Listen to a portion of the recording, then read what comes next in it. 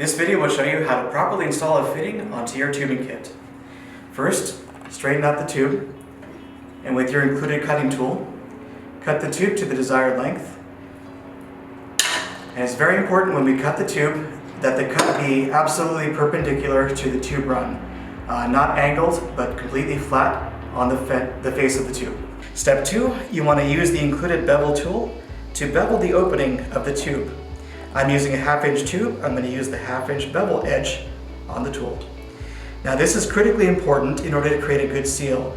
You want to insert the tubing as far as it will go all the way down until the tubing edge reaches the 2 metal connectors on each side of the bevel notch. This is critically important to create a good seal. Once it's all the way in, you can rotate it around a few times to bevel the edge.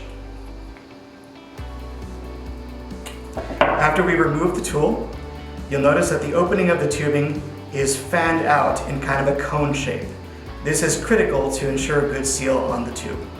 Step 3, you want to take your fitting, unscrew it, and remove the split ring and the nut from the fitting.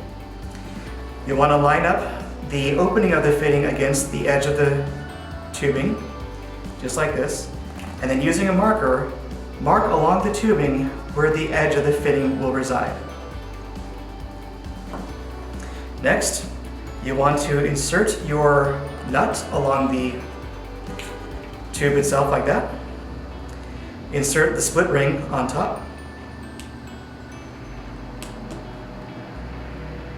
And finally, insert the fitting until it is properly fitted inside the tube. Finally, bring up the nut and tighten to ensure a secure seal.